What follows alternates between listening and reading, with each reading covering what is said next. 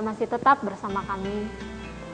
Iya, pemirsa, kembali kami ingatkan bahwa acara ini kami kemas khusus untuk Anda. Jadi bagi Anda pemirsa yang saat ini sedang mengalami permasalahan di dalam kehidupan Anda, apapun permasalahan Anda, baik itu berkaitan maupun tidak berkaitan dengan tema yang kita angkat pada malam hari ini, pemirsa jangan pernah putus asa dan jangan pernah menyerah, karena harapan memang masih ada. Pemirsa, kami mengundang Anda untuk mengangkat telepon Anda sekarang juga dan menceritakan kepada kami permasalahan Anda. Anda bisa mengirimkannya melalui SMS di nomor 0819 081 74 kali 1. Iya, 0819 081 74 kali 1. Baik, Pak Robert, tadi sudah ada 2 tips yang Bapak sebutkan bagaimana caranya untuk bisa berdamai dengan masa lalu. Yang pertama adalah kita harus menyadari dulu bahwa kita perlu ditolong. Dan yang kedua, kita juga harus memiliki lingkungan yang mendukung kita, yang mau menerima kita apa adanya, dan mau mendukung kita untuk kita bisa berubah. Ada lagi, Pak, tips yang lain? Selain itu, kita juga perlu mendisiplinkan diri. Selain kita sadar bahwa diri kita ini perlu ditolong, setelah itu kita perlu wadah, yaitu sekumpulan orang-orang yang bisa kita ajak cerita, sekumpulan orang yang bisa memberikan kita motivasi, sekumpulan orang yang bisa mendukung kita untuk bertumbuh. Selain itu, dari diri pribadi kita perlu belajar mendisiplinkan diri. Kalau kita sudah tahu bahwa ada beberapa area-area kelemahan kita, ya mari kita belajar disiplinkan diri untuk tidak terjun ke hal yang sama. Karena itu sudah menjadi kebiasaan ya. Untuk mengubah sebuah kebiasaan yang sudah bertahun-tahun dan mengubah menjadi sebuah kebiasaan yang baik, itu terus terang itu tidak gampang. Sekali lagi, apalagi itu berhubungan dengan moral. Itu tidak mudah, tidak semudah membalikkan tangan. Nah, selain mendisiplinkan diri, dan yang paling penting, ini yang saya alami adalah kita harus belajar bergantung kepada Tuhan sepenuhnya. Ya, dan karena hari ini saya menyadari bahwa proses yang saya alami di masa lalu ini, hari ini saya menyadari bahwa itu semua bisa jadi kekuatan buat saya. Walaupun masa kecilnya mungkin menyakitkan, tapi ketika kita sudah didamaikan dengan masa lalu, itu bisa menjadi kekuatan buat saya. Itu bukan lagi menjadi tekanan buat saya. Nah, saya bersyukur bahwa kehidupan saya ada. Saya lahir ke dunia ini bukan sebuah kebetulan ya. Saya percaya bahwa Tuhan ada rencana buat saya. Nah, jadi hal yang paling penting selain kita sadar, selain kita punya wadah atau komunitas, selain kita melatih diri untuk disiplin, kita harus bergantung sepenuhnya hidup kepada Tuhan. Itu yang paling penting menurut saya.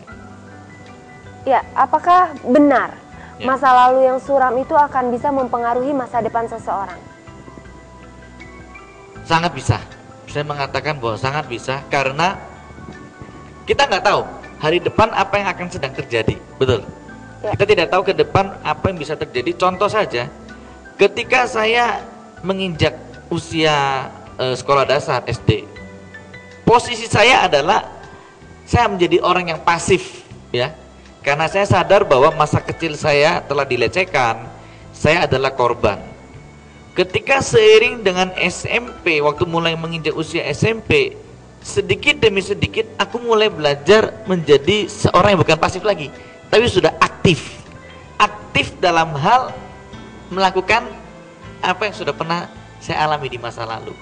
Akhirnya keburukan masa lalu ini mulai mengikat dan terus istilahnya berbuah ya, berkembang biak ya, akhirnya menjadi semakin besar. Nah, saya di saat usia SD saya nggak akan bakal tahu bahwa saya kelak akan menjadi seorang pengedar narkoba, saya nggak akan bakal tahu. Tapi itu adalah bukti, ternyata itu sangat mempengaruhi hari depan saya. Nah, apabila ketika saya SMP tidak menyadari bahwa saya ini butuh ditolong dan butuh berubah, SMA saya semakin hancur berantakan. Bukan lagi saya menjadi seorang yang pasif seperti itu. Bahkan setiap kejahatan saya ingin belajar mencobanya. Itu mulai SMA. Karena memang merasa diri sudah terlanjur basah, sudah terlanjur basah, sudah pernah nikmati dengan hal yang berhubungan dengan moral.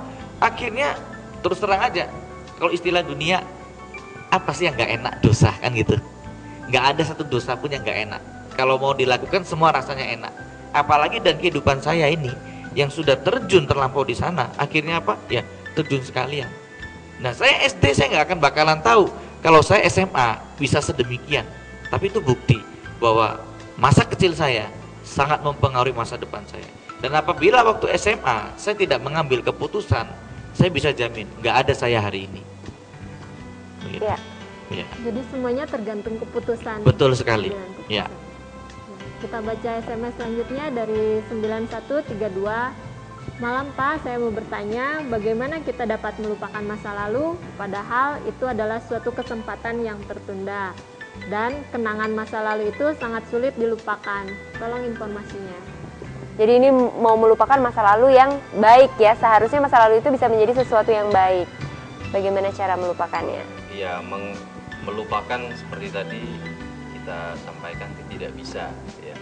Karena itu kan bagian dari memori di otak kita. Kalau kita melupakan hal-hal yang pernah kita alami, itu bisa bahaya sekali karena secara nyata kan nanti kita bisa juga melupakan hal-hal yang kita alami sekarang. Ya. Jadi kalau seperti orang tua yang pikun itu kan tidak semuanya pikun ya, untuk hal-hal tertentu saja. Jadi mungkin orang kalau disuruh milih, saya maunya pikun masa lalu aja gitu ya. Pikun masalah yang nggak baik gitu ya? Yang nggak baik ya. Jadi itu adalah bagian dari hidup kita yang harus kita terima ya, harus kita terima. Tapi ada juga mungkin orang yang karena masa lalunya ada bagian-bagian dari masa lalunya yang indah ya.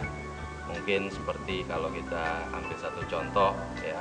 Jadi kami sempat ngobrol sama Robert, orang yang pernah punya pacar misalnya, kemudian putus dan kemudian pacaran lagi ya. Nah, ada kecenderungan si yang cowoknya ini atau pasangannya ini akan mengenang hal-hal yang indah dengan pacar yang lama ya, gitu. Nah, padahal mungkin dengan yang sekarang ada keindahan yang berbeda tersendiri ya. Nah, jadi akhirnya apa? Hidup di masa lalu. Jadi tidak hidup di masa yang sekarang, tidak memikirkan hal-hal yang baik yang ada pada saat sekarang, tapi lebih sibuk memikirkan hal-hal yang sudah lewat. Sementara kita kan hidup tidak di masa lalu, ya. Kita hidup di masa sekarang ya, dan kita juga mempunyai hari-hari yang ke depan. Ya, jadi ya intinya kita tidak bisa hidup di kita tidak bisa memang melupakan tidak bisa. Tapi kita jangan hidup seolah-olah kita masih berada pada masa yang lalu itu. Dan justru malah mungkin bisa menjadikan masa lalu itu sebagai suatu pelajaran ya. Betul. Kenapa kok dulu hampir berhasil, tetapi kok saat ini sepertinya belum mencapai keberhasilan itu. Ya. Mungkin bisa dipetik pelajaran bagaimana proses sampai hampir berhasil itu bisa dicapai gitu. Bagaimana menurut Bapak? Ya, seperti apa yang dikatakan oleh Pak Bagus tadi, untuk saudara tadi yang menanyakan pertanyaan ini, memang sekali lagi kita tidak bisa melupakan masa lalu ya. Ada masa lalu yang indah, ada masa lalu yang buruk ya. Bahkan tadi Pak Bagus sudah mengambil contoh, bahkan juga ada rekan-rekan saya sendiri ya. Ini masa lalu yang indah, saya bayangkan dia punya bapak yang baik, yang bertanggung jawab, yang berikan teladan, yang dimana suatu hari bapaknya sudah meninggal dunia. Hingga hari ini yang usianya sudah 30 ke atas, ini perempuan yang saya cerita ya, 30 ke atas, dia kesulitan untuk mencari jodoh, mencari pasangan hidup. Tapi ketika ditanyakan, kenapa kok sukar sekali kamu mencari pasangan hidup? Apa yang dikatakannya? Saya ingin mencari seorang laki-laki yang sama seperti bapak saya. Menurut saya, apakah salah? Apakah masa lalu yang indah itu salah? Saya bilang nggak salah. Yang menjadi salah adalah jangan-jangan kita nggak siap menghadapi realita hidup sekarang. Itu. Nah, seperti dikatakan Pak Bagus, yang lalu indah ada baiknya, tapi ketika yang indah itu menjadi tolak ukur di sekarang ini, itu akan menjadi hal hambatan ya untuk kedepannya. Nah, jadi sekali lagi saya akan untuk menambahkan di situ, apakah bisa seseorang melupakan masa lalu? Sekali lagi saya mengatakan bahwa kita tidak bisa melupakan masa lalu kita.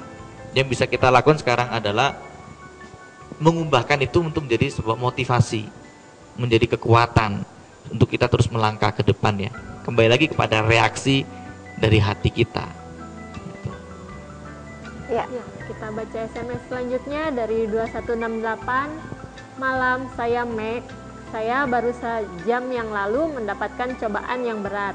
Bisakah saya bertemu dengan kalian untuk membantu meringankan beban saya? Hati saya sekarang hancur. Saya merasa hidup saya tidak ada gunanya karena saya tidak pernah bahagia. Saya takut saya hilang kesadaran sehingga bunuh diri. Oh, mungkin mau mencoba bunuh diri dia. Ya, apa yang harus dia lakukan? Bolehkah dia berjumpa dengan bapak-bapak sekalian? Ya, tentu saja, karena kita akan memiliki komunitas. Jadi kalau Mac ya, kalau Mac ingin membagikan atau sekedar ya mungkin kita belajar menjadi pendengar terlebih dahulu ya. Mac bisa sampaikan kira-kira permasalahan yang dialami apa. Nanti kalau memang Mac ingin bertemu, ya mungkin setelah acara ini bisa SMS kembali untuk mengatur waktunya ya dengan teman-teman di New Life yang mungkin bisa menemui Mac ya. Dan jangan putus asa ya, karena sebesar apapun masalah itu selalu pasti ada jalan keluarnya. Betul ya. Yang terpenting adalah bagaimana kita jangan melihat masalahnya itu saja ya, tapi bagaimana kita melihat apa yang potensi dari diri kita yang mungkin selama ini kita nggak sadari. Nah, sehingga kita fokus kepada masalah-masalah yang ada di dalam diri kita, tapi bukan fokus kepada apa yang bisa kita lakukan. Nah, itu yang sering saya sendiri juga pernah mengalami. Kalau saya punya masalah, saya fokus kepada masalahnya.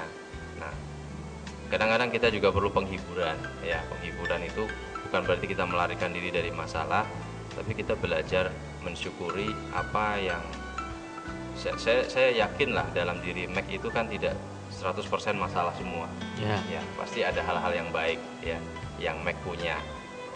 Mungkin masih punya keluarga atau apapun ya. Nanti kita bisa ngobrol lebih lanjut. Ya. Jadi belajar untuk mensyukuri apa yang ada selain dari masalah itu. Ya, karena kalau putus asa nanti juga akan lebih menyesal ya. Akan lebih menyesal. Pasti Mac masih punya masa depan yang baik. Betul ya. Pasti punya kemampuan yang Tuhan berikan ya untuk Mac. Jadi tetap semangat ya.